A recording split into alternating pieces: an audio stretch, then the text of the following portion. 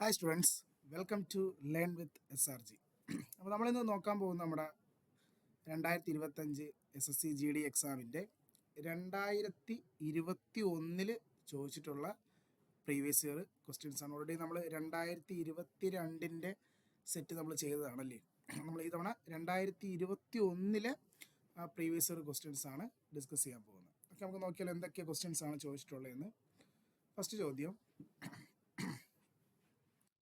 Tashkent is a famous festival which originated from where? അത് നമ്മുടെ അയൽ രാജ്യങ്ങളിൽ നിന്നും ചോദിച്ചിട്ടുള്ള ഒരു ഫെസ്റ്റിവലാണ്, ക്വസ്റ്റ്യൻ ആണ്. ദാഷൈൻ ഇവിടത്തെ ഫെസ്റ്റിവലാണ്. ഇത് നമ്മുടെ നേപ്പാളിൽ ആഘോഷിക്കുന്ന ഒരു പ്രധാനപ്പെട്ട ഒരു റിലീജിയസ് ഫെസ്റ്റിവലാണ് കേട്ടോ. നേപ്പാളിൽ ആഘോഷിക്കുന്ന ഒരു പ്രധാനപ്പെട്ട ഒരു റിലീജിയസ് ഫെസ്റ്റിവലാണ് ഏത്? ദാഷൈൻ ഫെസ്റ്റിവൽ. അതുപോലെ ഒരു ഫെസ്റ്റിവലാണ് തീഹാർ ഫെസ്റ്റിവൽ. തീഹാർ ഇതും നേപ്പാളിൽ ആഘോഷിക്കുന്ന ഒരു പ്രധാനപ്പെട്ട റിലീജിയസ് ഫെസ്റ്റിവലാണ് കേട്ടോ. സോ രണ്ടും നോട്ട് ചെയ്ത് വയ്ക്കുക. ഒന്ന് ദാഷൈൻ, അതുപോലെ തന്നെ തീഹാർ. നേപ്പാളിൽ ആഘോഷിക്കുന്ന പ്രധാനപ്പെട്ട രണ്ട് റിലീജിയസ് ഫെസ്റ്റിവൽസ് ആണ് ഈ പറഞ്ഞത്. നമ്മൾ ഓൾറെഡി ഇന്ത്യൻ ഫെസ്റ്റിവലിനെ പറ്റി വീഡിയോസ് ചെയ്തിട്ടുണ്ടായിരുന്നു. ഒരുപാട് നമ്മൾ ഇന്ത്യൻ ഫെസ്റ്റിവലിനെ പറ്റി പഠിച്ചതാണല്ലേ. അപ്പോൾ അത് നമുക്ക് വെറൈറ്റി ആയിട്ട് കിട്ടിയാണ് നമ്മുടെ തൊട്ടടുത്ത അയൽരാജ്യമായ നേപ്പാൾ. അതുപോലെ നേപ്പാളിൽ നമുക്ക് ചോദിക്കുന്ന ഒരു ടെമ്പിൾ ഉണ്ട് കേട്ടോ. മുമ്പ് ചോദിച്ചുള്ള ചോദ്യമാണ് പശുപതിനാഥ് ടെമ്പിൾ. നമ്മളുടെ ഇന്ത്യയിലെ ടെമ്പിൾസിൻ്റെയൊക്കെ വീഡിയോസും അതുപോലെ കാര്യങ്ങളൊക്കെ നമ്മൾ പഠിച്ചിട്ടുണ്ടല്ലേ. അതുപോലെ നമുക്ക് നമ്മുടെ അയൽ രാജ്യങ്ങളിൽ നിന്നും ക്ഷേത്രങ്ങളുടെ പറ്റി ചോദിച്ചിട്ടുള്ള ക്ഷേത്രമാണ് പശുപതിനാഥ് ടെമ്പിൾ. ഇത് നമ്മുടെ കാഠ്മണ്ഡുവിലാണ് ഇരിക്കുന്നത്. നേപ്പാളിലെ കാഠ്മണ്ഡുവിലാണ് പശുപതിനാഥ് ടെമ്പിൾ ഇരിക്കുന്നത്. ഇതൊരു പ്രീവിയസ് ക്വസ്റ്റ്യൻ ആണ് കേട്ടോ. മുൻവർഷം ചോദിച്ചിട്ടുണ്ട് പശുപതിനാഥ് ക്ഷേത്രം എവിടെയാണ്. നേപ്പാളിലെ കാഠ്മണ്ഡുവിലാണ് ഈ ഒരു ക്ഷേത്രം എന്ത് ചെയ്യുന്നത്, സ്ഥിതി ചെയ്യുന്നത്.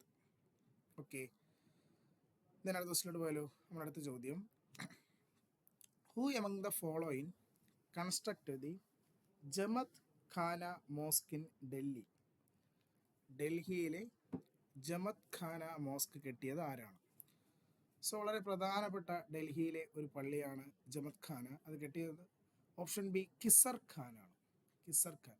ആക്ച്വലി ഈ കിസർ ഖാൻ എന്ന് പറഞ്ഞാൽ നമ്മുടെ ഈ സെയ്ദ് ഡൈനാസ്റ്റിയുടെ ഫൗണ്ടർ കിസർ ഖാൻ അല്ല അല്ലേ. നമ്മളെ ഡൽഹി സുൽത്താനേറ്റിലെ 4ാമത്തെ വംശമായിരുന്നു സെയ്ദ് ഡൈനാസ്റ്റി അല്ലേ.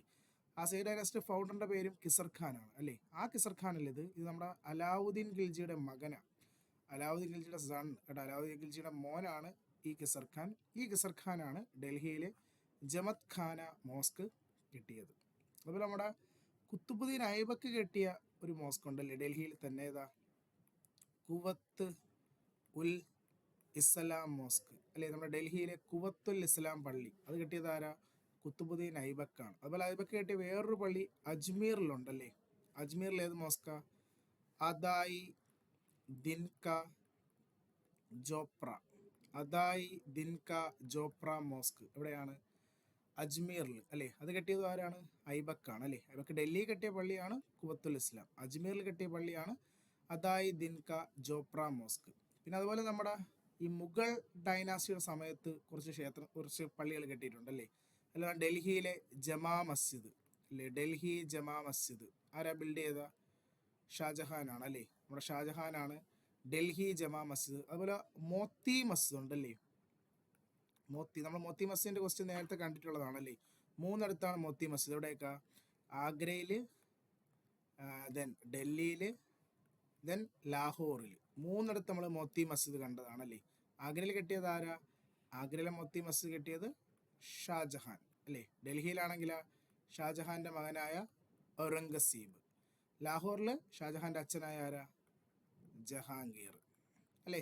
സോ 3 അടുത്ത് നമുക്ക് മോത്തി മസ്ജിദ് കാണാൻ പറ്റി. ആഗ്ര ഷാജഹാൻ, ഡൽഹി മോത്തി മസ്ജിദ് ഔറംഗസീബ്, ലാഹോർ മോത്തി മസ്ജിദ് ജഹാംഗീർ കേട്ടാ. അപ്പോൾ ശ്രദ്ധിക്കണം, ഷാജഹാന്റെ മോത്തി മസ്ജിദ് ആഗ്രയിലും ഷാജഹാന്റെ ജമാ മസ്ജിദ് പറഞ്ഞത് ഡൽഹിയിലാണ്. ഡൽഹിയിലാണ് ഷാജഹാന്റെ ജമാ മസ്ജിദ് വരുന്നത്.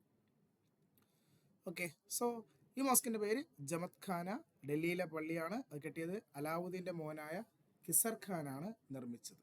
ഓക്കെ, ദെൻ അടുത്ത ചോദ്യത്തിലേക്ക് പോവാം. നമ്മുടെ അടുത്ത ചോദ്യം, which of the following is a traditional dress worn by men and women of Kashmir? കാശ്മീരിലെ സ്ത്രീകളും പുരുഷന്മാരും ധരിക്കുന്ന ട്രഡീഷണൽ ഡ്രസ്സ് ഏതെന്നാണ്. സോ ഒരു വെറൈറ്റി ചോദ്യമാണല്ലേ, നമുക്ക് കിട്ടിയൊരു വെറൈറ്റി ചോദ്യമാണ് ഈ ക്വസ്റ്റ്യൻ. സോ നമ്മുടെ ആൻസർ എന്ന് പറയുന്നത് പീരനാണ് കേട്ടോ. Option C pheran. പീരാനാണ് ജമ്മു കാശ്മീരിൽ ഉപയോഗിക്കുന്ന ഒരു പ്രധാനപ്പെട്ട ഒരു ട്രഡീഷണൽ ഡ്രസ്സ് എന്ന് പറയുന്നത്. ഇതിൽ നമ്മുടെ ഓപ്ഷനിലെ ബാക്കിയും വളരെ പ്രധാനപ്പെട്ട കുറച്ച് ട്രഡീഷണൽ ഡ്രസ്സുകൾ. ഇതിലിപ്പം റിക്കുട്ടു ഗാംച എന്ന് പറയുന്നത് ത്രിപുരയിൽ യൂസ് ചെയ്യുന്ന ഒരു പ്രധാനപ്പെട്ട ട്രഡീഷണൽ ഡ്രസ്സുകളാണ് കേട്ടോ. ത്രിപുരയിൽ കേട്ടോ, ഇത് നോട്ട് ചെയ്യുക, ചോദിക്കാൻ ചാൻസ് ഉള്ള ക്വസ്റ്റ്യൻ ആണ് കേട്ടോ. ത്രിപുരയിൽ യൂസ് ചെയ്യുന്ന ഒരു പ്രധാനപ്പെട്ട ട്രഡീഷണൽ ഡ്രസ്സാണ് ഇത് റിക്കുട്ടു ഗാംച. അതുപോലെ മേഖില ചാഡോർ നമ്മുടെ അസ്സാമിൽ ആഘോഷിക്കുന്ന ഒരു പ്രധാനപ്പെട്ട ട്രഡീഷണൽ ഡ്രസ്സുകളാണ് കേട്ടോ. ഇത് പ്രീവിയസ് ക്വസ്റ്റ്യൻ ആണ്, ചോദിച്ചിട്ടുണ്ട് കേട്ടോ. മേഖില ചാഡോർ എവിടെയാണ്? അസ്സാം. അതുപോലെ പാനക്ക് പറഞ്ഞത് മണിപ്പൂരിലാണ്. മണിപ്പൂരിൽ യൂസ് ചെയ്യുന്ന പ്രധാനപ്പെട്ട ഒരു ട്രഡീഷണൽ ഡ്രസ്സാണ് ഏത്? പാനക്ക് കേട്ടോ. സോ 4 ഓപ്ഷനും നമുക്ക് ഇനി റിപ്പീറ്റഡ് എന്താണ് ക്വസ്റ്റ്യൻ ചോദിക്കാൻ പറ്റുന്ന എന്താണ് ക്വസ്റ്റ്യൻസ് ആണ് കേട്ടോ. റിക്കുട്ടു ത്രിപുരയുടെ ട്രഡീഷണൽ ഡ്രസ്സ് ഏതാണ്? റിക്കുട്ടു. ആസാമിൻ്റെ ട്രഡീഷണൽ ഡ്രസ്സ് ഏതാണ്? മേഖല ചാഡോർ. അതുപോലെ മണിപ്പൂരിൻ്റെ ട്രഡീഷണൽ ഡ്രസ്സാണ് ഏത്? പാനക്ക്. ഓക്കെ, അതുപോലെ പീരാൻ എവിടെയാണ്? കാശ്മീരിൻ്റെ ട്രഡീഷണൽ ഡ്രസ്സാണ് ഏത്? പീരാൻ എന്ന് പറയും. സോ നമ്മുടെ ആൻസർ ഏതാ? Option C pheran. അതുപോലെ ഈ 3 ട്രഡീഷണൽ ഡ്രസ്സും എന്ത് ചെയ്യുക? നോട്ട് ചെയ്ത് വെക്കുക. ചിലപ്പോൾ ഈ വർഷം ഇതിൽ ഏതെങ്കിലും ഓപ്ഷൻ എന്നൊരു ക്വസ്റ്റ്യൻ എന്ത് ചെയ്യാൻ പറ്റും? ചോദിക്കാൻ പറ്റും. ഓക്കെ, ദെൻ അടുത്ത ക്വസ്റ്റിലോട്ട് പോയാലോ. അടുത്ത ചോദ്യം, the forest conservation act was passed in India in the year. നമുക്ക് ഒരുപാട് ഇങ്ങനത്തെ കുറേ ആക്റ്റുകളുണ്ട് അല്ലേ. ഇന്ത്യൻ ഗവൺമെൻറ് പാസ്സാക്കിയ കുറേ ആക്ട് ഉണ്ട്. ആക്ടിൻ്റെ എല്ലാം വർഷങ്ങൾ കൃത്യമായി നിങ്ങൾ എന്ത് ചെയ്യുക? പഠിച്ചു വെക്കുക. ഈ ഒരു പാറ്റേൺ ഒരുപാട് ക്വസ്റ്റ്യൻസ് നമ്മൾ കണ്ടിട്ടുണ്ടല്ലേ. ഇപ്പം ഒരു ഉദാഹരണം പറഞ്ഞെങ്കിൽ ഇപ്പം ഇന്ത്യൻ ഫോറസ്റ്റ് ആക്ട് ഏത് വർഷമാണ്?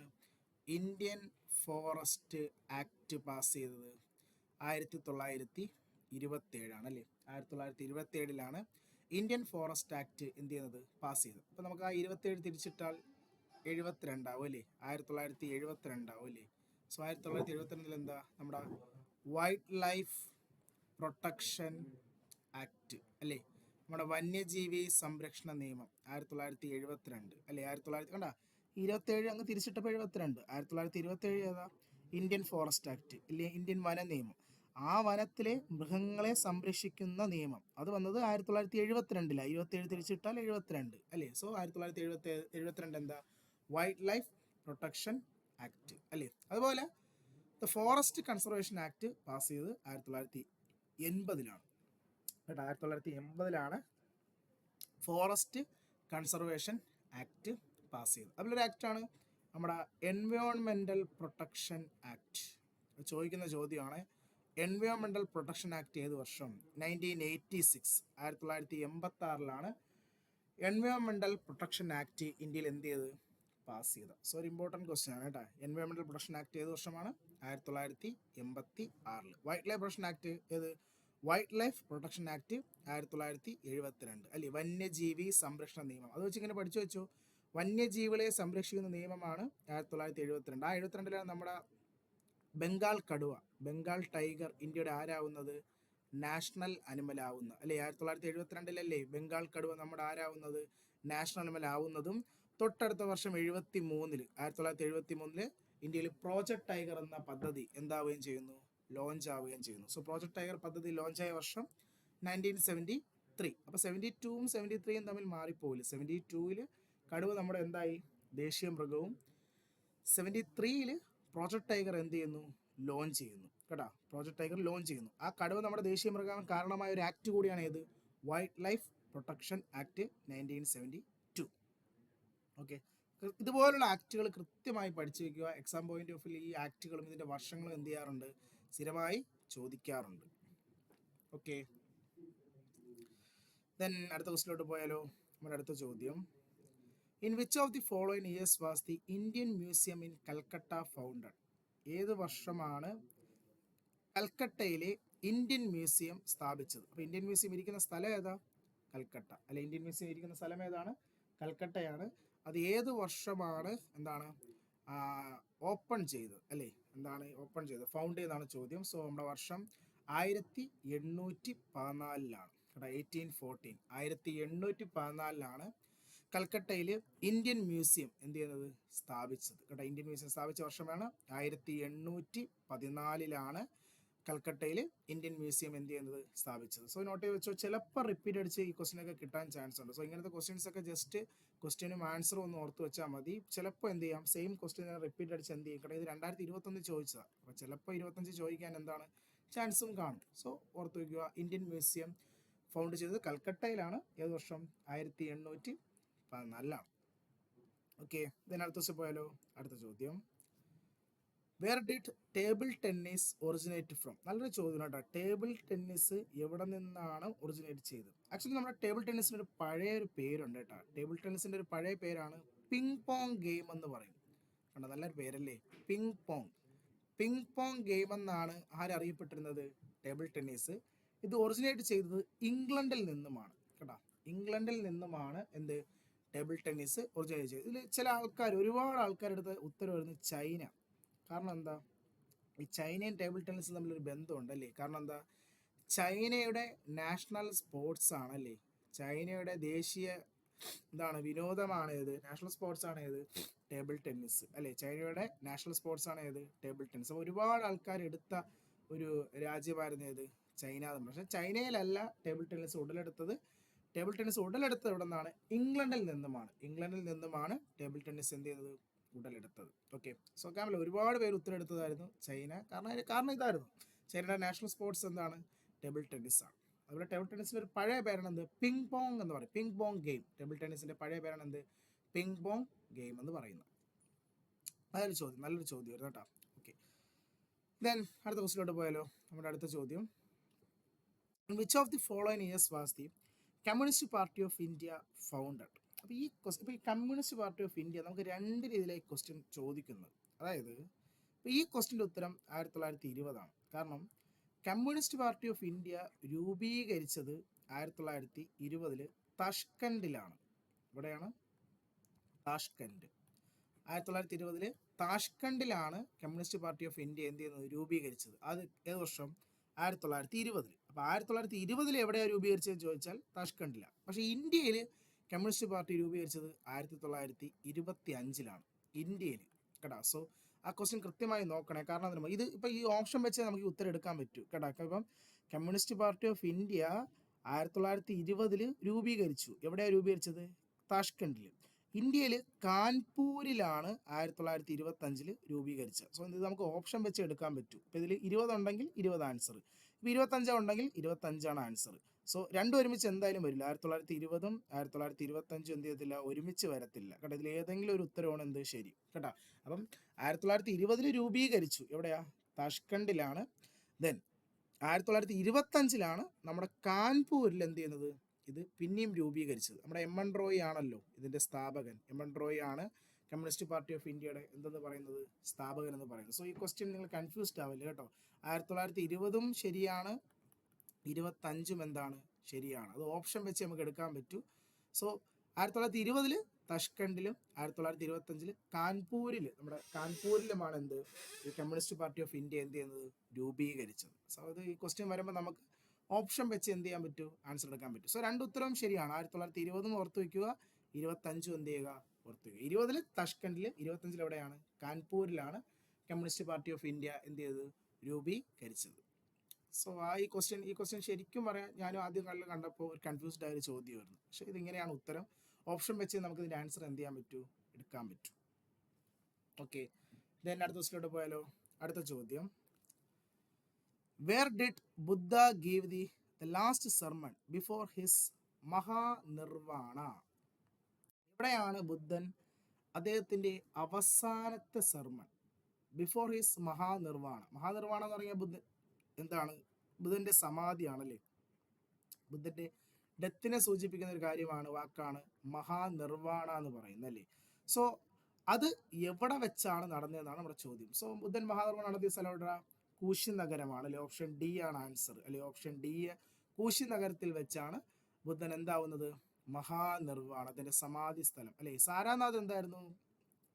സാരനാഥ് ബുദ്ധന്റെ ഫസ്റ്റ് സർമൺ അല്ലെ, അതാണ് ആൻസർ അല്ലെ. ഇതിപ്പം ഫസ്റ്റ് സർമൺ ആണെങ്കിൽ ആൻസർ ഏതാ, സാരാനാഥ് അല്ലേ. ബുദ്ധന്റെ ഫസ്റ്റ് സർമൺ നടന്ന സ്ഥലം എവിടെയാണ്? സാരാനാഥ്. ലുംബിനിയോ? ബുദ്ധന്റെ ബർത്ത് പ്ലേസ് ആണ് അല്ലേ? ബുദ്ധന്റെ ബർത്ത് പ്ലേസ് ആണ് ഏത്? ലുംബിനി. ബുദ്ധന്റെ ജന്മസ്ഥലം ഏതാണ്? Lumbini. Birth place Lumbini. First sermon എവിടെയാ?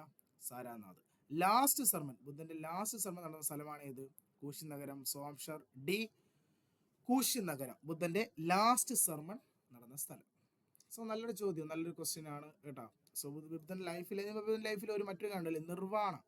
എവിടെ നിന്നാണ് ബുദ്ധന്റെ നിർവ്വാണ? നിർവ്വാണ എന്താ? ബുദ്ധന്റെ ലൈഫിൽ നിർവ്വാണ മീൻസ് ബുദ്ധന്റെ ബോധോദയമാണ് അല്ലേ? അത് നമ്മുടെ ബോധ്ഗയ, ബീഹാറിലെ ബോധ്ഗയയിൽ വെച്ചാണ് ബുദ്ധൻ എന്ത് ലഭിച്ചത്? നിർവ്വാണ ലഭിച്ചത്, ബോധോദയം അല്ലേ? അത് ലഭിച്ചത്, എൻലൈറ്റ്മെന്റ് ലഭിച്ചത് എവിടെയാണ്? ബോധ്ഗയയിൽ വെച്ച് അല്ലേ? ജനിച്ച സ്ഥലം ലുംബിനി അല്ലേ? ബുദ്ധൻ ജനിച്ച സ്ഥലം ലുംബിനി. നിർവ്വാണ ബോധോദയം കിട്ടിയത് എവിടെയാ? ബോധ്ഗയ. അതുപോലെ ഫസ്റ്റ് സർമൺ എവിടെയാ? യു പിയിലെ സാരാനാഥ്. ലാസ്റ്റ് സർമൺ എവിടെയാണ്? അതിന്റെ മഹാപരിനിർവാണ അതെവിടെയാണ്? യു പിയിലെ തന്നെ കൂശി നഗരം. സോ ആൻസർ ഏതാ?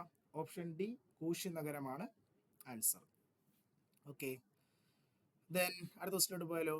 അടുത്ത ചോദ്യം, how many Indian state share their border with Sikkim? നല്ല ചോദ്യമാണല്ലേ. സിക്കിം എന്ന് പറഞ്ഞാൽ നമ്മുടെ ഇന്ത്യൻ സ്റ്റേറ്റാണ്. ഈ സിക്കിമുമായി എത്ര ഇന്ത്യൻ സ്റ്റേറ്റുകൾ ബൗണ്ടറി ഷെയർ ചെയ്യുന്നതാണ് നമ്മുടെ ചോദ്യം. സോ നമ്മുടെ ഫിഗറിൽ നമ്മൾ നോക്കുമ്പോൾ ഇപ്പം ഇതാണ് നമ്മുടെ ഇന്ത്യ എങ്കിൽ അല്ലേ,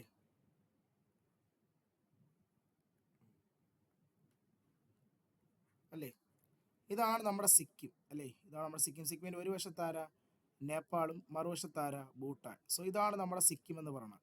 സിക്കിമിന്റെ താഴെ നമുക്കറിയാം ഒരൊറ്റ സ്റ്റേറ്റ് മാത്രമേ ഉള്ളൂ. ആരാടാ സിക്കിമിന്റെ താഴെ? വെസ്റ്റ് ബംഗാൾ ആണല്ലേ? ആൻസർ ബി ആണല്ലേ? ഓപ്ഷൻ ബി ഒരു സ്റ്റേറ്റ് മാത്രമേ ഉള്ളൂ. കാരണം സിക്കിമിന്റെ താഴെ നമുക്കറിയാം ആര് മാത്രമേ ഉള്ളൂ? സിക്കിമിന്റെ 3 വശം. സിക്കിം ഇങ്ങനെയാണെങ്കിൽ സിക്കിമിന്റെ 3 വശം 3 രാജ്യങ്ങളാണല്ലേ? ഇവിടെ ആരാ? ഭൂട്ടാൻ. മുകളിലാണെങ്കിലോ ചൈന. സൈഡിലാണെങ്കിൽ ആരാ? സൈഡിലാണെങ്കിൽ നമ്മുടെ നേപ്പാൾ അല്ലേ? താഴെ ആണെങ്കിൽ ഒരൊറ്റ സ്റ്റേറ്റേ ഉള്ളൂ. ആര്? വെസ്റ്റ് ബംഗാൾ ആണ് പറഞ്ഞത് അല്ലേ? സിക്കിമിന്റെ താഴെ ആരാ? വെസ്റ്റ് ബംഗാൾ ആണ്. സോ ആൻസർ ഏതാ? Option B. ഓപ്ഷൻ ബി 1 അല്ലേ? അത് ഈ ഒരു ക്വസ്റ്റ്യൻ നമുക്ക് ഇന്ത്യയുടെ മാപ്പുമായി ബന്ധപ്പെട്ട് എന്താണ് ചെയ്യാൻ പറ്റുന്ന ക്വസ്റ്റ്യൻ. നമ്മുടെ ഇന്ത്യയുടെ മാപ്പുമായി ബന്ധപ്പെട്ട് ചോദിക്കുന്ന ഒരു ക്വസ്റ്റ്യൻ ആണ് ഈ ടൈപ്പ് ക്വസ്റ്റ്യൻ എന്ന് പറയുന്നത് കേട്ടോ. സോ വളരെ ഇമ്പോർട്ടൻ്റ് ആയിട്ടുള്ള ഒരു ക്വസ്റ്റ്യൻ ആണ്. ഇനി ഇതുപോലൊരു ക്വസ്റ്റ്യൻ ഉണ്ട്. ഇന്ത്യയിൽ ആക്ച്വലി 2 സ്റ്റേറ്റുകളാണ്. ഇന്ത്യയിലെ 2 സ്റ്റേറ്റുകളാണ് ഈ പറഞ്ഞ പോലെ ഒരൊറ്റ ഇന്ത്യൻ സ്റ്റേറ്റുമായിട്ട് ബൗണ്ടറി ഷെയർ ചെയ്യുന്നത്. അതൊന്ന് സിക്കിം, ഇനി ഒരു സ്റ്റേറ്റ് ഉണ്ട് കേട്ടോ. അതാരെന്നറിയോ? ഇനി ഇന്ത്യയിലെ ഒരു സ്റ്റേറ്റ് കൂടി ഇതുപോലെ എന്ത് ചെയ്യുന്നുണ്ട്? ഒരൊറ്റ സ്റ്റേറ്റുമായി മാത്രം എന്ത് ചെയ്യുന്നുണ്ട്? ബൗണ്ടറി ഷെയർ ചെയ്യുന്നുണ്ട്. അത് ഏത് സ്റ്റേറ്റ് എന്നറിയോ? അങ്ങനെ ഒരൊറ്റ സ്റ്റേറ്റുമായിട്ട് മാത്രം ബൗണ്ടറി ഷെയർ ചെയ്യുന്ന സ്റ്റേറ്റ് അത് നമ്മുടെ മേഘാലയയാണ്. ആരാടാ? മേഘാലയ കേട്ടോ. മേഘാലയയും എന്തുമാത്രം? ഇന്ത്യയുടെ ഒരൊറ്റ സ്റ്റേറ്റുമായി മാത്രമേ മേഘാലയക്കും എന്തുള്ളൂ? ബൗണ്ടറി വരുന്നുള്ളൂ കേട്ടോ. ആരുമായിട്ടെന്നറിയാമോ മേഘാലയക്ക്? നമ്മുടെ ആസാമുമായി മാത്രം കേട്ടോ. മേഘാലയ, നമ്മുടെ മേഘാലയയും ഒരൊറ്റ സ്റ്റേറ്റ് മാത്രമേ ബൗണ്ടറി ഉള്ളൂ. ആസാമുമായി മാത്രമാണ് മേഘാലയക്ക്. ബാക്കി എല്ലാവർക്കും ഒന്നിൽ കൂടുതൽ 2 വെച്ചുണ്ട് കേട്ടോ. ഇന്ത്യയിലെ ഒരു 2 സ്റ്റേറ്റുകൾ മാത്രമാണ് ഒരൊറ്റ സ്റ്റേറ്റുമായിട്ട് ബൗണ്ടറി. ഒന്ന് സിക്കിം. സിക്കിം ആര് മാറ്റാം? വെസ്റ്റ് ബംഗാൾ മാറ്റും. പിന്നെ ഒന്ന് മേഘാലയ. മേഘാലയ ആര് മാത്രമേ ഉള്ളൂ? മേഘാലയക്ക് ആസാമുമായി മാത്രമേ എന്തുള്ളൂ? ബൗണ്ടറി ഉള്ളൂ. ആസാമുമായി മാത്രമേ മേഘാലയക്ക് എന്തുള്ളൂ? ബൗണ്ടറി ഉള്ളൂ. സോ 2 സ്റ്റേറ്റ് നോക്കി കേട്ടോ. ചിലപ്പോൾ ഇനി അടുത്ത് ചോദിക്കാൻ പോണ മേഖല അതുകൊണ്ടായിരിക്കും കേട്ടോ. ഈ ഒരൊറ്റ സ്റ്റേറ്റുമായിട്ട് ബൗണ്ടറി ചെയ്യുന്നതായിരിക്കും ആ ക്വസ്റ്റ്യൻ ചോദിച്ചിട്ടുള്ളത്. സിക്കിം അതുപോലെ അപ്പോൾ ചോദിക്കാൻ ചാൻസ് ഉള്ള ഒരു ക്വസ്റ്റ്യൻ ആണ് മേഘാലയ. മേഘാലയക്ക് ആര് മാത്രമേ ഉള്ളൂ? ആസാമുമായി മാത്രം. ചിലപ്പോൾ ഇനി ചോദിക്കുന്നത് ഏത് സ്റ്റേറ്റുമായിട്ട് എന്നായിരിക്കും കേട്ടോ. സിക്കിമിന് ആര് മാറ്റാണ്? വെസ്റ്റ് ബംഗാൾ. ഓക്കെ, ദെൻ അടുത്ത ക്വസ്റ്റിലോട്ട് പോയാലോ? അടുത്ത ചോദ്യം, Hundru falls are formed by the river. Hundru എവിടെ നിന്നറിയോ? നമ്മുടെ ജാർഖണ്ഡിലെ ഒരു പ്രധാനപ്പെട്ട വാട്ടർഫാൾ ആണ് ആര്? ഹുൻഡ്രു ഫാൾസ്. അപ്പോൾ അത് ഏത് റിവർ എന്നാണ് ചോദ്യം. ജാർഖണ്ഡ് ആണെങ്കിൽ ചിലപ്പോൾ ഇതിൽ നമുക്ക് ആൻസർ കണ്ടെത്താൻ പറ്റും. ഇതിൽ മാനസ് നമ്മുടെ ആസാമിലെ നദിയാണ് അല്ലേ? സോ എന്തായാലും മാനസ് അല്ല. ഇന്ദ്രാവതി നമ്മുടെ ഛത്തീസ്ഗഡിൽ വരുന്ന ഒരു നദിയാണ്. സോ നമുക്ക് നോക്കാം. ഛത്തീസ്ഗഡും ജാർഖണ്ഡൊക്കെ അടുത്താണല്ലോ. സുവർണരേഖ എവിടെയാ? ജാർഖണ്ഡിലാണല്ലേ? കാരണം നമ്മൾ പഠിച്ചിട്ടുണ്ട് സുവർണരേഖ ഏതാണ്? ജംഷഡ്പൂർ അല്ലേ? നമ്മുടെ ജംഷഡ്പൂർ സിറ്റി അല്ലേ? എന്താ ജംഷഡ്പൂരിന്റെ ഇമ്പോർട്ടൻസ്? നമ്മുടെ ഇന്ത്യയിലെ സ്റ്റീൽ സിറ്റി എന്നറിയപ്പെടുന്നത് അല്ലേ? കാരണം എന്താ? നമ്മുടെ ആദ്യത്തെ സ്റ്റീൽ കമ്പനി 1907 അല്ലേ? ആരാ? ടാറ്റ ഇൻഡസ്ട്രിയൽ അല്ലേ? Tata iron and steel company, TISCO. ഇന്ത്യയുടെ ആദ്യത്തെ സ്റ്റീൽ കമ്പനി ഏതാ? ടിസ്ക് ആണ് അല്ലേ, Tata iron and steel company. അത് രൂപീകരിച്ച വർഷം ചോദിച്ചിട്ടുണ്ട്, കൃത്യമായി പഠിച്ചു വെച്ചോ. ടാറ്റ കമ്പനി രൂപീകരിച്ച വർഷം 1907. അത് എവിടെയാണ് രൂപീകരിച്ചത്? ജംഷഡ്പൂരിലാണ്. ആ ജംഷഡ്പൂർ ഏത് റിവറിന്റെ കരയിലാണ്? സുവർണരേഖയുടെ കരയിലാണ് ജംഷഡ്പൂർ അല്ലേ. സോ ആൻസർ ഏത്? Option C. കാരണം ജംഷഡ്പൂർ ഒക്കെ എവിടെയാ? ജാർഖണ്ഡിലാണ് അല്ലേ. സോ ജാർഖണ്ഡിൽ സുവർണരേഖ, ജാർഖണ്ഡിലെ ഏറ്റവും വലിയ നദി, ജാർഖണ്ഡിലെ തന്നെ ഏറ്റവും വലിയ നദി കൂടിയാണ് ആര്? സുവർണരേഖ. ആ സുവർണരേഖയിലാണ് ഈ ഹുൻഡ്രു ഫാൾസ് സ്ഥിതി ചെയ്യുന്നത്. So answer option C, Suvarnarekha answer. Tsangpo ആരാ? സാങ്പോ നമ്മുടെ ബ്രഹ്മപുത്രയാണ് അല്ലേ. ബ്രഹ്മപുത്രയുടെ എവിടത്തെ പേര്? ടിബറ്റിലെ പേര് അല്ലെ. ബ്രഹ്മപുത്രയുടെ ടിബറ്റൻ നെയിം, ബ്രഹ്മപുത്രയുടെ ടിബറ്റിലെ പേരാണ് എന്ത്? സാങ്പോ എന്ന് പറയുന്നത് അല്ലെ. ടിബറ്റിൽ ബ്രഹ്മപുത്രയുടെ പേര് എന്താണ്? സാങ്പോ. സോ ആൻസർ ഏതാ? Option C, Suvarnarekha. ആക്ച്വലി ഈ വാട്ടർഫാൾ എവിടെയെന്ന് അറിയെങ്കിൽ ക്വസ്റ്റ്യൻ കിട്ടില്ല. അതുപോലെ ഈ ഇന്ദ്രാവതിയിൽ ഒരു വെള്ളച്ചാട്ടം ഉണ്ടല്ലോ, ഇന്ത്യയിലെ തന്നെ ഏറ്റവും വലിയ ലാർജസ്റ്റ് വാട്ടർഫാൾ ഇന്ദ്രാവതിയിലല്ലേ. ആര്? നമ്മുടെ ചിത്രാകൂട്ട് അല്ലേ. ഇന്ത്യയിലെ ഏറ്റവും വലിയ വെള്ളച്ചാട്ടം, ഇന്ത്യയുടെ നയാഗ്ര എന്നൊക്കെ അറിയപ്പെടുന്ന വെള്ളച്ചാട്ടമാണ് ആര്? ഈ ചിത്രാകൂട്ട്. അത് നമ്മുടെ ഛത്തീസ്ഗഡിൽ അല്ലെ, ഈ ഇന്ദ്രാവതി റിവറിലാണ് ഈ ചിത്രാകൂട്ട് വാട്ടർഫാൾ എന്ത് ചെയ്യുന്നത്? സ്ഥിതി ചെയ്യുന്നത്. ഇന്ത്യയുടെ നയാഗ്ര എന്നൊക്കെയാണ് അറിയപ്പെടുന്നത്. ആര്? ചിത്രാകൂട്ട് വാട്ടർഫാൾ. അപ്പൊ ഹുഡ്രു ഫാൾസ് എവിടെയാ? അത് നമ്മുടെ ജാർഖണ്ഡിലാണ് വരുന്നത്. ഓക്കെ, ദെൻ അടുത്ത ക്വസ്റ്റിലോട്ട് പോയാലോ. അടുത്ത ചോദ്യം, highest peak of Arunachal Pradesh is. അരുണാചലിലെ ഏറ്റവും ഉയരം കൂടിയ പീക്കാര്? അരുണാചൽ പ്രദേശ്. ഇതിലിപ്പം നമുക്ക് ഈ പീക്കുകളോട് ക്യാമറ്റ് എവിടെയാ? ക്യാമറ്റ് എന്ന പീക്ക് പറഞ്ഞത് ഇത് നമ്മുടെ ഉത്തരാഖണ്ഡിലാണല്ലേ. ഉത്തരാഖണ്ഡിൽ ഒരു പീക്കാണ് ഈ ക്യാമറ്റ്. അപ്പൊ ക്യാമറ്റ് അല്ല. പരശ്നാഥ് നമ്മൾ പഠിച്ചിട്ടുണ്ട്. പരശ്നാഥ് എവിടെയാ? നമ്മുടെ ചോട്ടാ നാഗ്പൂർ പ്ലേറ്റുവിലെ ഹയസ്റ്റ് പീക്കാണ്. അപ്പോൾ ചോട്ടാ നാഗ്പൂർ പ്ലേറ്റു ആണെങ്കിൽ ഏത് സ്റ്റേറ്റാ? ജാർഖണ്ഡ് അല്ലേ. ജാർഖണ്ഡിലെ ഹയസ്റ്റ് പീക്ക് ആര്? പരശ്നാഥ് അല്ലേ. ചോട്ടാ നാഗ്പൂർ പ്ലേറ്റ് എവിടെയാ? ജാർഖണ്ഡിൽ അല്ലേ. അപ്പൊ അവിടുത്തെ ഹയസ്റ്റ് പീക്ക് അല്ലേ പരശ്നാഥ്. അപ്പൊ പരശ്നാഥും അല്ല, കട്ട് ചെയ്യും. പിന്നെ നമുക്ക് ഏതാ? ഓപ്ഷൻ ഡി നോക്കാം, ഗുരുഷിക്കാർ അല്ലേ. ഗുരുഷിക്കാർ നമ്മൾ പഠിച്ചിട്ടുണ്ടല്ലോ. എവിടെയാ? അരാവല്ലി അല്ലേ. എവിടെയാ ആരാവല്ലി ആകുമ്പോൾ ഏത് സ്റ്റേറ്റാ? രാജസ്ഥാൻ അല്ലേ. നമ്മുടെ രാജസ്ഥാനിലെ ഹയസ്റ്റ് പീക്കാണ് ആര്? ഗുരുഷിക്കാർ, ആരാവല്ലി. അപ്പൊ അതുമല്ല. പിന്നെ ഓപ്ഷൻ ഏതാ? ഓപ്ഷൻ സി, കാങ്ടോ ആണ് അരുണാചൽ പ്രദേശിലെ ഹയസ്റ്റ് പീക്ക് കേട്ടോ. അരുണാചൽ പ്രദേശിലെ ഹയസ്റ്റ് പീക്ക് ഏതാണ്? കാങ്ടോ ആണ്. സോ നമുക്ക് ഈ ഓപ്ഷനിൽ നിന്നും അതിലെ ഉത്തരത്തിലേക്ക് പോകാൻ പറ്റി അല്ലേ. സോ നമുക്ക് അറിയണം, പരശ്നാഥൊക്കെ വളരെ ഇമ്പോർട്ടൻ്റ് ആണ്. കാരണം ചോട്ടാ നാഗ്പൂർ പ്ലേറ്റു എന്ന് പറഞ്ഞാൽ എന്താ? ഇന്ത്യയുടെ മിനറൽ ഹൗസ്, ധാതു കലവറ എന്നറിയപ്പെടുന്നു അല്ലേ. ധാരാളം മിനറൽസ് ഇന്ത്യയിൽ കാണപ്പെടുന്ന ഒരു പ്ലേറ്റുമാണ് ആര്? ചോട്ടാ നാഗ്പൂർ. നമ്മൾ ക്ലാസ്സിലൊക്കെ പഠിക്കുന്നതാണല്ലേ. ആ ചോട്ടാ നാഗ്പൂർ എവിടെയാ? ജാർഖണ്ഡാണ്. അപ്പൊ ജാർഖണ്ഡിൽ ഹയസ്റ്റ് പീക്കാണ് ആര്? പരശ്നാഥ്. പിന്നെ ആരാവല്ലി നമ്മൾ പഠിച്ചല്ലോ. ഇന്ത്യയിലെ ഏറ്റവും ഓൾഡസ്റ്റ് മൗണ്ടൻ റേഞ്ച് അല്ലെ. ഇന്ത്യയിലെ ഏറ്റവും പഴക്കം ചെന്ന ഓൾഡസ്റ്റ് മൗണ്ടൻ റേഞ്ച് ആണ് ആര്? ആരാവല്ലി. എവിടെയാ? രാജസ്ഥാൻ അല്ലെ. അവിടെയാണ് നമുക്ക് ഗുരുഷിക്കാറിനെ കാണാൻ സാധിക്കുന്നത്. അപ്പോൾ നമുക്ക് അത് വെച്ച് എന്ത് കണ്ടെത്താൻ പറ്റും. സോ ഇത് പഠിച്ചിരിക്കുക. അതുപോലെ മഹാരാഷ്ട്രയിലെ ഹയസ്റ്റ് പീക്ക്, അത് സ്ഥിരമായി മുമ്പ് ചോദിച്ചൊരു ചോദ്യം വരുന്നത് അതാണ് കൽസുബായി എന്ന് പറയും. ചോദിക്കും കേട്ടോ, കൽസുബായി പീക്ക് എവിടത്തെ ഹയസ്റ്റ് പീക്ക്? മഹാരാഷ്ട്രയിലെ ഹയസ്റ്റ് പീക്കാണ് ആര്? കൽസുബായി. അതുപോലെ നമ്മുടെ ആന്ധ്രാപ്രദേശ്, നമ്മുടെ ഈസ്റ്റേൺ ഗഡ്സ് ആണ് അല്ലേ. ആന്ധ്രയിലെ ഹയസ്റ്റ് പീക്കാണ് ജിന്ദാഗാഡ അല്ലെങ്കിൽ ജിന്ദാഗാഡ ഓപ്ഷനിലേക്ക് നിങ്ങൾക്ക് എടുക്കാൻ പറ്റുന്ന ഒരു പീക്കാണ് മഹേന്ദ്രഗിരി. ഈസ്റ്റേൺ ഗഡ്സിലെ ഹയസ്റ്റ് പീക്കും ആന്ധ്രാപ്രദേശിലെ ഹയസ്റ്റ് പീക്ക്, ആന്ധ്രാപ്രദേശിന്റെ ഹയസ്റ്റ് പീക്കാണ് ജിന്ദാഗാഡ ഓപ്ഷൻ ഇല്ലെങ്കിൽ രണ്ടാമത് ആര് ചെക്ക് ചെയ്യുക?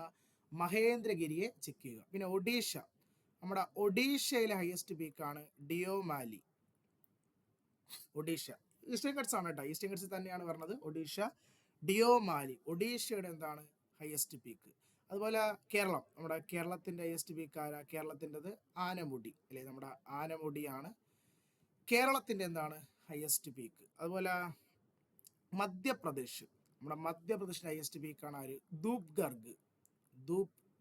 നമ്മുടെ നമ്മുടെ വിന്ധ്യ സത്പുരയിൽ വരുന്ന ഒരു ഹയസ്റ്റ് പീക്കാണ് മധ്യപ്രദേശിന്റെ ആരാണ്? ധൂപ് ഗർഗ് കേട്ടോ. ഇതൊക്കെ പ്രീവിയസ് ക്വസ്റ്റൻ. അതുപോലെ ആൻഡമാൻ നിക്കോബാറിലെ ഹയസ്റ്റ് പീക്ക് സാഡിൽ. ആരാണ്? സാഡിൽ പീക്കാണ് ആൻഡമാൻ നിക്കോബാറിലെ ഹയസ്റ്റ് പീക്ക് എന്ന് പറയുന്നത്. ആൻഡമാൻ നിക്കോബാറിലെ ഹയസ്റ്റ് പീക്ക് ആരാണ്? Saddle peak. സോ ഇതൊക്കെ പ്രധാനപ്പെട്ട എന്താണ് ഹയസ്റ്റ് പീക്കുകളാണ്. സോ ഇവരെ എക്സാം പോയിന്റ് ഓഫ് വ്യൂ പോകുന്നതിന് മുമ്പ് എന്ത് ചെയ്യുക, നോക്കിയിട്ട് പോകുക. ഇതുപോലുള്ള എന്താണ് ഹയസ്റ്റ് പീക്കുകൾ എന്ത് ചെയ്യും എക്സാമിന് ചോദിക്കാറുണ്ട്. ഓക്കെ, ദെൻ അടുത്ത ക്വസ്റ്റിനോട് പോയാലോ. അടുത്ത ചോദ്യം, which of the following is not an example of a viral disease? നമ്മുടെ അസുഖങ്ങൾ അല്ലെ, ഡിസീസിൽ നമുക്ക് വൈറസ് രോഗങ്ങളും ബാക്ടീരിയ രോഗങ്ങളെയും പറ്റി സാധാരണ എക്സാമിന് ചോദിക്കാറുണ്ട് അല്ലേ. സോ നിങ്ങൾക്ക് വൈറസ് രോഗങ്ങൾ പഠിക്കാൻ ഒരു കോഡ് പറഞ്ഞുതരാം. ഇടയ്ക്ക് വെറുതെ ഇരിക്കുന്ന സമയങ്ങളിൽ ഇത് എഴുതി പഠിച്ചാൽ മതി. ഒരു 5-6 വട്ടം എഴുതുമ്പോൾ പിന്നെ ഈ അസുഖം എന്തെങ്കിലും സെറ്റ് ആവും. സോ കോഡ് ഇതാണ്, CI Ramesh DYSP. CI Ramesh DYSP. Okay, so നമുക്ക് എന്തൊക്കെയെന്ന് നോക്കാം. സി എന്ന് പറഞ്ഞാൽ നമ്മുടെ ചിക്കൻ പോക്സ് ആണ്. Chicken pox C. I for influenza. R for rabies. A for AIDS. So നമ്മുടെ ഓപ്ഷനിൽ എയ്ഡ്സ് ഉണ്ടല്ലേ. സോ എയ്ഡ്സ് വൈറൽ ഡിസീസ് ആണ്, കറക്റ്റ് ആണ്. സോ അതല്ല. Then M for mumps. E for Ebola. നമ്മുടെ ഓപ്ഷനിൽ എബോള ഉണ്ടല്ലേ. സോ അത് വൈറൽ ഡിസീസ് ആണ് അല്ലേ. S for SARS. SARS. H for hepatitis. D for dengue fever. Y for yellow fever. അടുത്ത എസ് നമ്മൾ സാർസ് എഴുതി. അപ്പോൾ ഇത് എസ് നമുക്ക് സ്മോൾ പോക്സ് എഴുതാം. ഓക്കെ. P for polio. എന്താണ് പോളിയോ. ഓക്കെ, സോ ഇതിലിപ്പോൾ റേബീസ് നമ്മൾ പറഞ്ഞിട്ടുണ്ടല്ലോ. R for റേബീസ് അല്ലേ. സോ അപ്പോൾ ഇതിലേതാ പ്ലേഗ് ഒരു ബാക്ടീരിയ രോഗം. പ്ലേഗ് എന്താണ് ബാക്ടീരിയ. ബാക്കി 3 വൈറസാണ്. സോ ഈ ഒരു കോഡ് അറിയാമെങ്കിൽ നമുക്ക് ഈ ക്വസ്റ്റ്യൻ ഈ ഓപ്ഷനിൽ ഇത് 3 എടുക്കാൻ പറ്റും അല്ലേ. സോ ഏതൊക്കെയാണ്? C for ചിക്കൻ ബോക്സ് ഉണ്ടെങ്കിൽ സ്മോൾ പോക്സ് ഉണ്ട്. അപ്പോൾ ഒരു എസ് എന്ത് കഴിക്കുക, ആദ്യം കോഡ് പഠിക്കുക. കോഡ് എന്താ? CI Ramesh DYSP. C for chicken box. അപ്പോൾ S for small pox. I for influenza. R for rabbits. A for AIDS. M for moms. അല്ലെങ്കിൽ വേറെ ഒന്നും ഉണ്ട്, മീസിൽസും ഉണ്ട് കേട്ടോ. മംസും മീസിൽസും പറയാം എമ്മിൽ, മംസും മീസിൽസും. E for എബോള കേട്ടോ. H for hepatitis. D dengue fever. Y yellow fever. S SARS. SARS. P for polio. ഇപ്പോൾ ഇതെല്ലാം വൈറസ് രോഗാണുകൾ പരത്തുന്ന ഇതാണ്. സോ നമ്മുടെ ആൻസർ ഓപ്ഷൻ സി ഏതാണ്? പ്ലേഗ് ഒരു ബാക്ടീരിയ രോഗാണുവാണ്. പ്ലേഗ് എന്താണ്? ഒരു ബാക്ടീരിയ. സോ കൃത്യമായി പഠിച്ചു വെച്ചോ. വൈറസ് രോഗം എന്ന് ക്വസ്റ്റ്യൻ ചോദിച്ചാൽ നമുക്ക് എന്ത് ചെയ്യാം, ആൻസർ ചെയ്യാൻ നോക്കാം. ഓക്കെ, സോ ഈ കോഡ് CI രമേഷ് DYSP ഒരു 3-4 വട്ടം ഇത് എഴുതി പഠിച്ചാൽ മതി. നിങ്ങൾ ആ അസുഖങ്ങൾ എന്താവും, സെറ്റ് ആവും.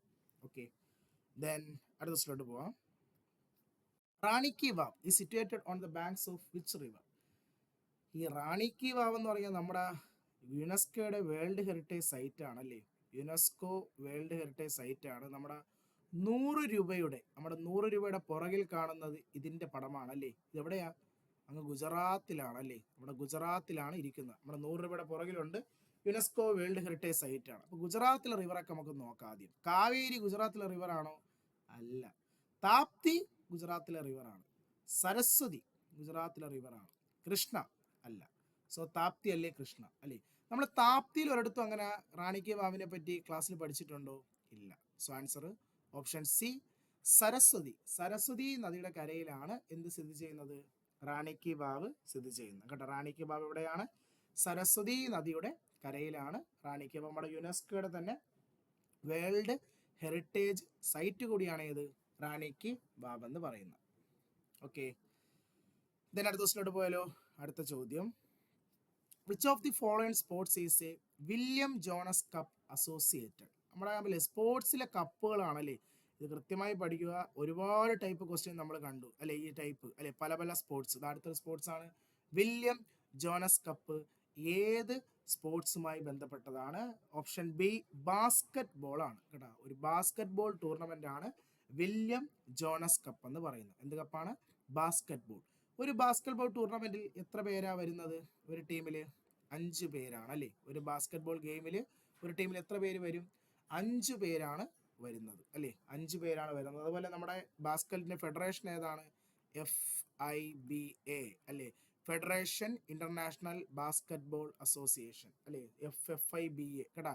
അത് ഫൗണ്ട് ചെയ്തത് 1932 ഇത് പഠിച്ചു വെച്ചോട്ടെ. നമ്മൾ ഇങ്ങനത്തെ കുറേ ക്വസ്റ്റ്യൻ കണ്ടിട്ടില്ലേ, ബോക്സിംഗ് ഫെഡറേഷൻ, ഹോക്കി ഫെഡറേഷൻ അല്ലേ, സോ ബാസ്കറ്റ്ബോൾ ഫെഡറേഷൻ, അപ്പോൾ അതുപോലെ തന്നെ ബാഡ്മിൻ്റൺ ഫെഡറേഷൻ, ഇതൊക്കെ നമ്മൾ പ്രീവിയസ് ഇയർ ക്വസ്റ്റ്യൻസ് ചെയ്തതാണ് അല്ലേ. അതുപോലെ ചോദിക്കുന്നതാണ് വേൾഡ് ബാസ്കറ്റ്ബോൾ ഫെഡറേഷൻ രൂപീകരിച്ച വർഷം 1932, FIBA ഫിബ എന്നാണ് പറയുന്നത്. ഇതിൻ്റെ ഹെഡ് ക്വാർട്ടേഴ്സ് വരുന്നത്, ഇതിൻ്റെ ഹെഡ് ക്വാർട്ടേഴ്സ് പറഞ്ഞാൽ സ്വിറ്റ്സർലൻഡിലെ മിയാസ് ആണ് കേട്ടോ. സ്വിറ്റ്സർലൻഡിലെ മിയാസ് ആണ് ഫിബയുടെ ഹെഡ് ക്വാർട്ടേഴ്സ്. ഫിബയുടെ ഹെഡ് ക്വാർട്ടേഴ്സ് എവിടെയാണ്? സ്വിറ്റ്സർലൻഡിലെ മിയസ് ആണ് ഹെഡ് ക്വാർട്ടേഴ്സായി വരുന്നത്. സോ വില്യം ജോണസ് കപ്പ് ഏതാണ്? Basketball. William Jones cup ഏതാണ്? ബാസ്കറ്റ് ബോൾ ആണ് കേട്ടോ. അടുത്ത സ്ലൈഡ് പോയാലോ. അടുത്ത ചോദ്യം, who among the following was the founder of Chola dynasty?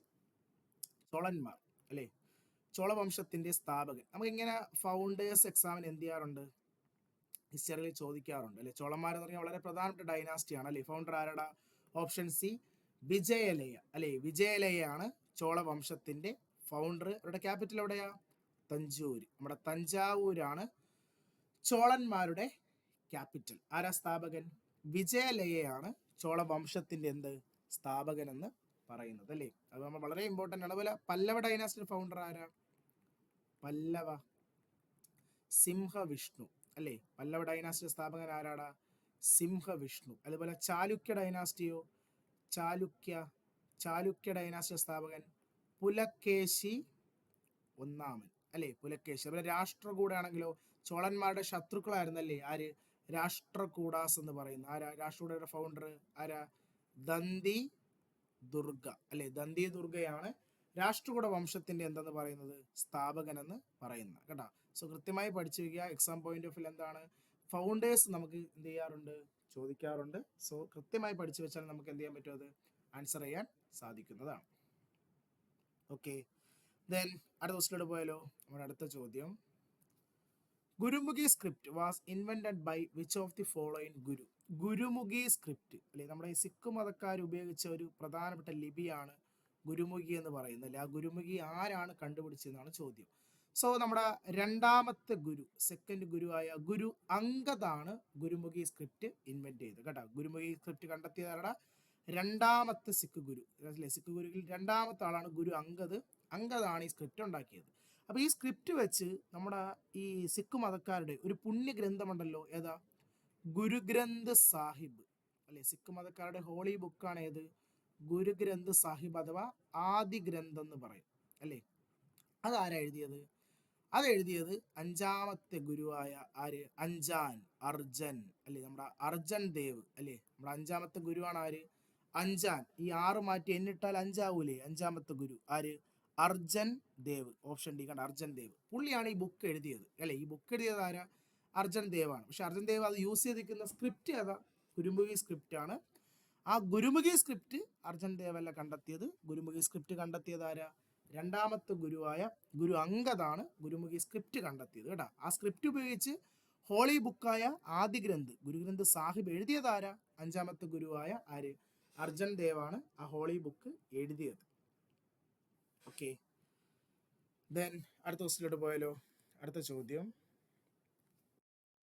In which of the following year Goa conquered by the Portuguese അല്ലേ. നമ്മുടെ പോർച്ചുഗീസ് ഗോവ പിടിച്ചെടുത്ത വർഷമാണ് ചോദിക്കണം. അപ്പോൾ ഫസ്റ്റ് ഓഫ് ഓൾ നമുക്കറിയാം ഗോവ എന്ന് പറഞ്ഞാൽ ആരുടെ സ്ഥലമാണ്? പോർച്ചുഗീസ് ആണ് അല്ലേ. പോർച്ചുഗീസിൻ്റെ ഒരു ക്യാപിറ്റൽ സിറ്റി കൂടിയായിരുന്നു ഗോവ. പക്ഷേ ഇന്ത്യയിൽ ആദ്യത്തെ അവരുടെ ക്യാപിറ്റൽ എന്ന് പറയുന്നത് എവിടെയല്ല? ഗോവയല്ല. ഇന്ത്യയിൽ പോർച്ചുഗീസിൻ്റെ ഫസ്റ്റ് ക്യാപിറ്റൽ കൊച്ചിയായിരുന്നു കേട്ടോ. പോർച്ചുഗീസുകാരുടെ ഇന്ത്യയിലെ ഫസ്റ്റ് ക്യാപിറ്റൽ എവിടെയായിരുന്നു? കൊച്ചിയായിരുന്നു. 1510 ഗോവ ഇവർ പിടിച്ചെടുക്കുന്നത് നമ്മുടെ ബിജാപൂരിലെ സുൽത്താൻ്റെ കയ്യിൽ നിന്നും കേട്ടോ. ബിജാപൂർ എന്ന് പറയുന്ന നാട്ടുരാജ്യത്തിലെ സുൽത്താൻ്റെ കയ്യിൽ നിന്നുമാണ് 1510 എന്ത് പിടിച്ചെടുക്കുന്നത്? ഗോവ പിടിച്ചെടുത്തത് കേട്ടോ. സോ നമ്മുടെ ക്വസ്റ്റ്യൻ അതാണ്, ഗോവ പിടിച്ചെടുത്ത വർഷം 510. അത് കഴിഞ്ഞ് 1530 മുതലാണ് അവരുടെ ക്യാപിറ്റൽ ഇന്ത്യയിൽ ഏതാവുന്നത്? ഗോവയാവുന്നത് കേട്ടോ. ഗോവ അവരുടെ ക്യാപിറ്റൽ ആവുന്ന ഏത് വർഷം തൊട്ടാണ്? 1530 മുതൽ. 1510 ഗോവ എന്ത് ചെയ്തത്? പിടിച്ചെടുത്തത്. ആരെന്നാ? ബിജാപൂരിലെ സുൽത്താൻ. അതിനു മുമ്പ് അവരുടെ ക്യാപിറ്റൽ എവിടെയായിരുന്നു? അതിനു മുമ്പ് അവരുടെ ക്യാപിറ്റൽ കൊച്ചിയായിരുന്നു. ഫസ്റ്റ് ക്യാപിറ്റൽ കൊച്ചി, സെക്കൻഡ് ക്യാപിറ്റലാണ് ഏത്? ഗോവ എന്ന് പറയുന്നത്.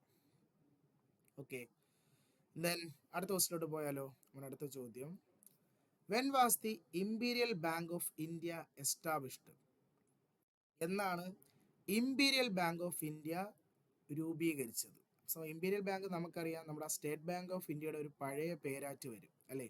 സോ അത് 1921 രൂപീകരിച്ചത് കേട്ടോ. എസ്റ്റാബ്ലിഷ് ചെയ്ത വർഷം 1921, 1921 ഇംപീരിയൽ ബാങ്ക് ഓഫ് ഇന്ത്യ എന്ത് ചെയ്യുന്നത്? രൂപീകരിച്ചത്. ഇതെന്നാ പിന്നെ SBI ആയത്? 1955 ഇംപീരിയൽ ബാങ്ക് ഓഫ് ഇന്ത്യ എന്തായത്? സ്റ്റേറ്റ് ബാങ്ക് ഓഫ് ഇന്ത്യ ആയി മാറുന്നത് അല്ലേ? Imperial bank of India state bank of India ആയത് എന്നാണ്? 1955. സോ 1921 ഇംപീരിയൽ ബാങ്ക് എന്ത് ചെയ്യുന്നത്? രൂപീകരിച്ചത്. ഓക്കെ, ദെൻ അടുത്ത question, in which year was Jnanpith award first award? അല്ലേ, നമ്മുടെ ഇന്ത്യ കൊടുക്കുന്ന സാഹിത്യത്തിൽ കൊടുക്കുന്ന ഏറ്റവും പ്രധാനപ്പെട്ട പുരസ്കാരമാണ് ഇത്, ജ്ഞാനപീഠ പുരസ്കാരം എന്ന് പറയുന്നത്. ഇപ്പോൾ ഈ ക്വസ്റ്റ്യൻ ഒരു പ്രത്യേകമുണ്ട്, ഇത് ആദ്യമായി അവാർഡ് ചെയ്ത വർഷമാണ് ചോദിച്ചിരിക്കുന്നത്. കാരണം പ്രശ്നം എന്ന് വെച്ചാൽ ഈ ജ്ഞാനപീഠ പുരസ്കാരം സ്ഥാപിച്ചത് 1961 കേട്ടാ. ഓപ്ഷൻ ഉണ്ട്, 1961 ജ്ഞാനപീഠ പുരസ്കാരം എസ്റ്റാബ്ലിഷ് ചെയ്തത്. പക്ഷേ ഇത് ആദ്യമായി കൊടുത്തത് 1965. അതാണ് ഈ ക്വസ്റ്റ്യൻ. രണ്ട് ഓപ്ഷനിലുണ്ട്, 61 ഉണ്ട് 65 ഉണ്ട് അല്ലേ? സോ ക്വസ്റ്റ്യൻ കൃത്യമായി വായിച്ചിട്ട് ആൻസർ ചെയ്യണം. ആദ്യമായി കൊടുത്ത വർഷമാണ്, സോ 65. എസ്റ്റാബ്ലിഷ് എന്നായിരുന്നു ചോദ്യമെങ്കിൽ 61 ആയിരുന്നു. 61 എസ്റ്റാബ്ലിഷ് ചെയ്തു, 65 ആദ്യമായി കൊടുത്തു. ആദ്യമായി കിട്ടിയത് ആർക്കെന്നറിയോ? ജ്ഞാനപീഠ പുരസ്കാരം ആദ്യമായി കിട്ടിയത് അത് നമ്മുടെ മലയാളിയായ ജി ശങ്കര കുറുപ്പിനാണ് കേട്ടോ. നമ്മുടെ മലയാളിയാണ് അല്ലേ, മലയാള സാഹിത്യകാരനായ ജി ശങ്കർ. അദ്ദേഹത്തിന്റെ ഓടക്കുഴൽ എന്ന് പറയുന്ന എന്താണ് കവിതാ സമാഹാരത്തിന്, പോയത്തിനാണ് അതിന് എന്ത് ലഭിച്ചത്? ജ്ഞാനപീഠ പുരസ്കാരം കേട്ടോ, ഫസ്റ്റ്. അപ്പൊ ജ്ഞാനപീഠ പുരസ്കാരം ലഭിച്ച ആദ്യത്തെ വ്യക്തി ആരാണ്? നമ്മുടെ മലയാളി കൂടിയായ ജി ശങ്കരക്കുറുപ്പ്. ഏത് കൃതിക്ക്? അദ്ദേഹത്തിന്റെ പോയമായ ഓടക്കുഴൽ എന്ന് പറയുന്ന പോയത്തിനാണ് ആദ്യമായി ലഭിച്ചത്. അതുപോലെ ജ്ഞാനപീഠ പുരസ്കാരം കിട്ടിയ ആദ്യത്തെ വനിത ആരെന്നറിയോ? ഇന്ത്യൻ വനിത, അത് നമ്മുടെ ആശാപൂർണ ദേവിയാണ് കേട്ടോ. അത് ചോദിച്ചിട്ടുണ്ട് കേട്ടോ, ആശാപൂർണ ദേവി കേട്ടോ. ജ്ഞാനപീഠ പുരസ്കാരം ലഭിച്ച ആദ്യത്തെ ഇന്ത്യൻ വനിത ആരാണ്? ആശാപൂർണ ദേവി. 1976 അവർക്ക് ലഭിച്ചത്. 1976 ആശാപൂർണ ദേവിക്ക് എന്ത് ലഭിച്ചത്? ജ്ഞാനപീഠ പുരസ്കാരം ലഭിച്ചത്. ഫസ്റ്റ് ഇൻ ഫീമെയിൽ കേട്ടോ. ആദ്യത്തെ ഫീമെയിൽ ആരെന്ന് ചോദിച്ചാൽ ആശാപൂർണ ദേവി. ഏത് വർഷം? 1976 ലഭിച്ചത് കേട്ടോ. 1965 ആദ്യമായിട്ട് എന്ത് കൊടുത്തത്? ജ്ഞാനപീഠ പുരസ്കാരം കൊടുത്തത്. ഓക്കെ, ദെൻ അടുത്ത ക്വസ്റ്റ്യൻ പോലോ. അടുത്ത ചോദ്യം, which is the oldest grand slam tennis tournament? നമ്മുടെ ഗ്രാൻഡ് സ്ലാം ഉണ്ടല്ലേ, ഗ്രാൻഡ് സ്ലാം എന്ന് പറഞ്ഞാൽ നമുക്കറിയാം എന്താണ്? Tennis tournament. 4 ടൂർണമെന്റ് ആണ് പറഞ്ഞത് അല്ലേ? ഏതൊക്കെയാണ്? നമ്മുടെ ഓപ്ഷൻസ് തന്നെയാണ്, French open, US open, Wimbledon, Australian open. ഇതാണ് നമ്മുടെ 4 ടൂർണമെന്റ് എന്ന് പറയുമ്പോൾ. ഇതിൽ ആദ്യമായി നമുക്ക് ശരിക്കും ഒരു വർഷത്തിൽ നടക്കുന്ന 4 ടൂർണമെന്റ്. ഇതിൽ ഫസ്റ്റ് ടൂർണമെന്റ് ഏതാ? ഓസ്ട്രേലിയൻ ഓപ്പൺ ആണ് അല്ലേ? ആദ്യം നടക്കുന്ന ഓസ്ട്രേലിയൻ ഓപ്പൺ ആണ്. പിന്നെ രണ്ടാമത് ഏതാണ്? ഫ്രഞ്ച് ഓപ്പൺ ആണ്. മൂന്നാമത് വിംബിൾഡൺ. ഏറ്റവും അവസാനമാണ് എന്ത് നടക്കുന്നത്? US open. അപ്പോൾ ഇതാണ് ഓർഡർ ഇതാണ് കേട്ടോ. സോ ഒരു വർഷത്തിൽ നടക്കുന്ന ഓർഡർ ഇങ്ങനെയാണ്. നമ്മുടെ ഫസ്റ്റ് ഓസ്ട്രേലിയൻ ഓപ്പൺ ആണ്, ജനുവരിയിലാകുമ്പോൾ ഓസ്ട്രേലിയൻ ഓപ്പൺ ആണ്. അത് കഴിഞ്ഞ് പിന്നെ രണ്ടാമത് നമുക്ക് മെയ്യൊക്കെ എത്തുമ്പോൾ എന്താണ്? ഫ്രഞ്ച് ഓപ്പൺ ആണ്. അത് കഴിഞ്ഞ് മൂന്നാമത് വിംബിൾഡൺ ആണ്. ഏറ്റവും അവസാനമാണ് US ഓപ്പൺ. ഓക്കെ, നമ്മുടെ ക്വസ്റ്റ്യൻ അതല്ല, ഇതിൽ ഏറ്റവും പഴക്കം ചെന്ന ടൂർണമെന്റ് ഏതെന്നാണ്. സോ ഇതിൽ ഏറ്റവും പഴക്കം ചെന്ന ടൂർണമെന്റ് ഏതെന്ന് ചോദിച്ചാൽ അത് വിംബിൾഡൺ ആണ് കേട്ടോ. വിംബിൾഡൺ 1877 ഫൗണ്ട് ചെയ്തത്, 1877. So oldest grand slam tournament ഏതാ? വിംബിൾഡൺ ആണ്. ഇതിൽ ഫ്രഞ്ച് ഓപ്പൺ ആണെങ്കിൽ രൂപീകരിച്ചത് 1891, 1891 ഫ്രഞ്ച്. US ഓപ്പൺ ആണെങ്കിൽ 1881 കേട്ടോ. സോ ഫ്രഞ്ചിനേക്കാളും പഴക്കമുണ്ട്, 81, 91. ഓസ്ട്രേലിയൻ ഓപ്പൺ ആണ് ഏറ്റവും അവസാനം വന്നത്. 1905 ഓസ്ട്രേലിയൻ ഓപ്പൺ എന്ത് ചെയ്യുന്നത്? രൂപീകരിച്ചത്. സോ ഏറ്റവും പഴക്കം ചെന്നത് വിംബിൾഡൺ ആണ്. അതുപോലെ ഈ 4 ടൂർണമെന്റിലും കോർട്ടിന് പ്രത്യേകമുണ്ട്. നമ്മുടെ ഈ ടെന്നീസ് കോർട്ട് ഉണ്ടല്ലോ, അതിനൊരു പ്രത്യേകതയുണ്ടല്ലേ. ഇതിലിപ്പം ഫ്രഞ്ച് ഓപ്പൺ ക്ലേ കോർട്ടിലാണ് നടക്കുന്നത് കളി അല്ലേ? ഏത് കോർട്ടിലാണ്? ക്ലേ കോർട്ടിലാണ്. അതുപോലെ വിംബിൾഡൺ ആണെങ്കിൽ ഗ്രാസിലാണ്. ഗ്രാസ് കോർട്ടാണ് ഏത്? വിംബിൾഡൺ. പക്ഷേ US ഓപ്പണും ഓസ്ട്രേലിയൻ ഓപ്പണും അത് നമ്മുടെ ആദ്യത്തെ അവസാനത്തെ ടൂർണമെന്റ്. ഇത് രണ്ടും നമ്മുടെ ഹാർഡ് കോർട്ടിലാണ്. ഒരു നീല കളർ കോർട്ട് ഇട്ടിട്ടില്ലേ, അതാണ് ഹാർഡ് കോർട്ട് കേട്ടോ. ഹാർഡ് കോർട്ടിലാണ് എന്ത് നടക്കുന്നത്, US ഓപ്പണും ഓസ്ട്രേലിയൻ ഓപ്പണും നടക്കുന്നത് കേട്ടോ. സോ ഗ്രാസ് കോർട്ടിലാണ് എന്ത് നടക്കുന്നത്, വിംബിൾഡൺ. നമ്മുടെ പച്ച കളർ കണ്ടിട്ടില്ലേ, പച്ച കളർ കോർട്ട്, അതേതാണ്, വിംബിൾഡൺ ഗെയിമാണ് ഗ്രാസ് കോർട്ട് പച്ച കളറിൽ. പിന്നെ ക്ലേ കോർട്ട്, ക്ലേ നമ്മുടെ ചെളിയാണ്, അതാണ് ഏത്, ഫ്രഞ്ച് ഓപ്പൺ നടക്കുന്നത്. സോ ഇതിൽ ഏറ്റവും പഴക്കം ചെന്ന ഗ്രാൻഡ് സ്ലാം ടൂർണമെന്റ് ചോദിച്ചാൽ ഏതാണ്, വിംബിൾഡൺ ആണ്. ഗ്രാൻഡ് സ്ലാം ബന്ധപ്പെട്ട കറണ്ട് അഫയേഴ്സ് ചോദ്യങ്ങളൊക്കെ എന്ത് ചെയ്യുക, പഠിച്ചു വയ്ക്കുക കേട്ടോ. സോ കറണ്ട് അഫയറിൽ നമുക്ക് ചിലപ്പോഴൊക്കെ ഗ്രാൻഡ് സ്ലാം ടൂർണമെന്റിൽ ചോദിക്കാറുണ്ട് കേട്ടോ. സോ കൃത്യമായും കറണ്ട് അഫയർ എന്ത് ചെയ്യുക, പഠിച്ച് വെക്കുക. ഓക്കെ, ദെൻ അടുത്ത ക്വസ്റ്റിലേക്ക് പോകാം. നമ്മുടെ ലാസ്റ്റ് ചോദ്യമാണ് കേട്ടോ. നമ്മുടെ ലാസ്റ്റ് ചോദ്യമാണ്, which island country in the Arabian sea in a neighbour in India. ഇന്ത്യയുടെ അയൽ രാജ്യങ്ങളിൽ ഏത് രാജ്യമാണ്, അതും ഏത് ഐലൻഡ് കൺട്രിയാണ് അറബിക്കടലിലിരിക്കുന്നത്. സോ ശ്രദ്ധിച്ച് ആൻസർ ചെയ്യണേ. അറബിക്കടലിലിരിക്കുന്ന നെയ്ബറിംഗ് കൺട്രി ഏതാണ്? ശ്രീലങ്കയാണോ? അല്ല, ശ്രീലങ്ക അറബിക്കടലിലല്ലല്ലോ, നമ്മുടെ ഈ വശത്തല്ലേ വരുന്നത്. സോ നമ്മുടെ ഇന്ത്യൻ ഓഷ്യൻ റീജിയനിലാണ് അല്ലേ, Indian ocean bay of Bengal റീജിയനിലാണ്. സോ ശ്രീലങ്കയല്ല, എന്തായാലും ഇന്തോനേഷ്യ അല്ല, ഇന്തോനേഷ്യ അങ്ങാണല്ലേ. മാൽദീവ്സ് കറക്റ്റ് ആണല്ലേ, നമ്മുടെ ലക്ഷദ്വീപിന്റെ അടുത്തല്ലേ വരണ. സോ പിന്നെ മ്യാൻമർ അല്ല, ഐലൻഡേ അല്ല. സോ ആൻസർ ഏത്, ഓപ്ഷൻ സി, മാൽദീവ്സ് ആണല്ലേ. മാൽദീവ്സ് ഏത് സൈഡില്ല, നമ്മുടെ ലക്ഷദ്വീപിന്റെ സൈഡിലല്ലേ മാൽദീവ്സ് വരണം. കാരണം ലക്ഷദ്വീപിനെയും മാൽദീവ്സിനെയും തമ്മിൽ സെപ്പറേറ്റ് ചെയ്യുന്നൊരു ചാനലുണ്ടല്ലോ. ഏത് ചാനലാടാ, ലക്ഷദ്വീപിനെയും മാലിദ്വീപ്സിനെയും തമ്മിൽ സെപ്പറേറ്റ് ചെയ്യുന്ന ചാനൽ എത്ര ഡിഗ്രി പഠിച്ചിട്ടുള്ളത്, എത്ര, 8 ഡിഗ്രി ചാനൽ അല്ലേ, 8 ഡിഗ്രി ചാനൽ അല്ലേ. 8 ഡിഗ്രി ചാനൽ ആരൊക്കെ തമ്മിൽ, ലക്ഷദ്വീപിനെയും മാൽദീവ്സിനെയും. അപ്പോൾ 9 ഡിഗ്രിയാ, ആരൊക്കെ തമ്മിൽ 9 ഡിഗ്രി ചാനൽ, ലക്ഷദ്വീപും ലക്ഷദ്വീപിന്റെ ഒരു ദ്വീപായ മിനിക്കോയും തമ്മിൽ. മിനിക്കോയി ലക്ഷദ്വീപിന്റെ ഒരു ദ്വീപാ, ലക്ഷദ്വീപിന്റെ ഒരു ദ്വീപാണ് മിനിക്കോയി. ആ മിനിക്കോയും ലക്ഷദ്വീപിനെയും തമ്മിൽ സെപ്പറേറ്റ് ചെയ്യുന്ന ചാനൽ എത്ര ഡിഗ്രി, 9 ഡിഗ്രി കേട്ടോ. 8 ഡിഗ്രി ആണെങ്കിൽ ലക്ഷദ്വീപിനെ മാൽദീവ്സുമായി സെപ്പറേറ്റ് ചെയ്യുന്ന ചാനൽ എത്ര, 8 ഡിഗ്രി. സോ രണ്ടിലും കോമൺ ആയ ലക്ഷദ്വീപ് ഉണ്ട്, മാൽദീവ്സ് ആണ് 8. അതിങ്ങനെ ഓർത്തേടാ, മാൽദീവ്സിന് എത്ര ലെറ്റർ ഉണ്ട്, MALDIVES, 8 ലെറ്റർ അല്ലേ, 8 ലെറ്റർ. സോ മാൽദീവ്സ് ആണ് 8 ഡിഗ്രി, കൺഫ്യൂഷൻ വേണ്ട കേട്ടോ. മാൽദീവ്സ് ആണ് എത്ര ലെറ്റർ ഉണ്ട്, 8 ലെറ്റർ മാൽദീവ്സിനുണ്ട്. സോ 8 ഡിഗ്രി ആരാ, മാൽദീവ്സ് ലക്ഷദ്വീപ്. 9 ഡിഗ്രി ആണ് അത് ലക്ഷദ്വീപും ലക്ഷദ്വീപിന്റെ ദ്വീപായ മിനിക്കോയ്. ഇനി 10 ആണെങ്കിലോ 10 ഡിഗ്രി ചാനൽ ആരൊക്കെയാടാ, ആൻഡമാനും നിക്കോബാർ അല്ലേ.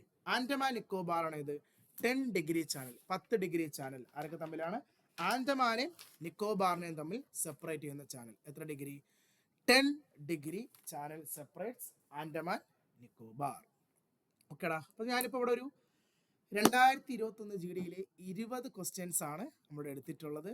സോ നമുക്ക് വരുന്ന ദിവസങ്ങളിലെല്ലാം ഞാൻ ഇതുപോലെ മാക്സിമം നിങ്ങൾക്ക് വേണ്ടി എന്താണ് കഴിഞ്ഞ 21, 23, 24 നമുക്ക് എന്ത് ചെയ്യാൻ പറ്റും കേട്ടോ. സോ പ്രീവിയസ് ക്വസ്റ്റ്യൻ ചെയ്യുന്നതാണ്. നിങ്ങൾ മാക്സിമം എന്ത് ചെയ്യുക, എക്സാമിൽ ഇത് കണ്ടിട്ട് പോവുക.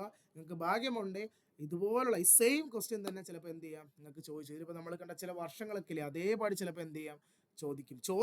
അത് നിങ്ങൾക്ക് കിട്ടാൻ നിങ്ങൾ എന്ത് ചെയ്യുക, പ്രാർത്ഥിക്കുക. അപ്പോൾ കണ്ടിട്ട് പോവുക. ഓക്കെ, സോ നമുക്ക് അടുത്ത വീഡിയോ വീണ്ടും കാണാം. Okay, thank you.